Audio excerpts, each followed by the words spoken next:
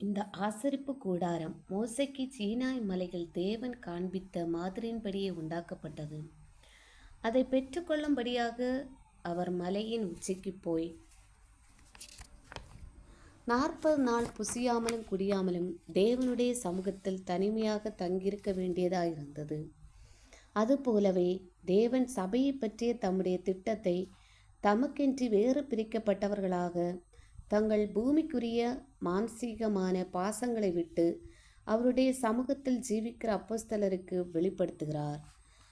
ஆசரிப்பு கூடாரத்தை கட்டும் வேலையானது பெசலேயிடமும் அகோலியாபிடமும் அதை செய்ய அறியும்படி கர்த்தரால் ஞானமும் புத்தியும் பெற்ற விவேக இருதயமுள்ளவர்களிடமும் கொடுக்கப்பட்டது. யாத்ராகமம் அதிகாரம் 36 வசனங்கள் 1-2. கர்த்தர் பெசலெயேலை பெயர் சொல்லி அழைத்து சகல வேலைகளை யூகித்து செய்கிறதற்கு வேண்டிய ஞானமும் புத்தியையும் அறிவும் அவனுக்கு உண்டாக அவனை தேவ ஆவியினால் நிறைத்தார். யாத்ராகமம் 31 அதிகாரம் வசனங்கள் 2-5. ஆசரிப்பு கூடாரம் இஸ்ரவேல் புத்திரரால் கொடுக்கப்பட்ட மனப்பூர்வமான காணிக்கைகளால் கட்டப்பட்டது.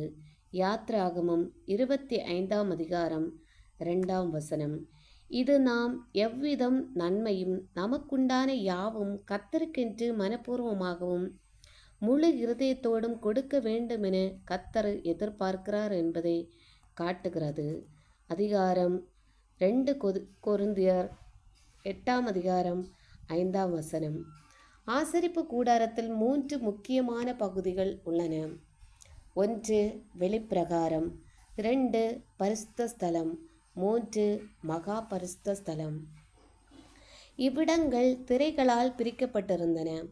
வெளிப்பிரகாரத்திலும் பரிசுத்த ஸ்தலத்திலும் ஆசாரியர்கள் ஊழியம் செய்யக்கூடியவர்களாயிருந்தனர்.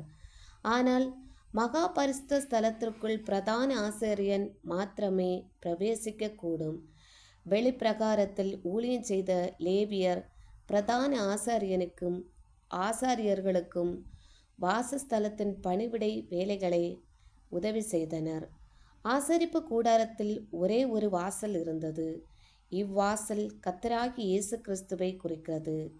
அவர் மூலமாக மாத்திரமே ஒருவர் நித்திய வாசஸ்தலங்களை அடையக்கூடும். ஆமென்.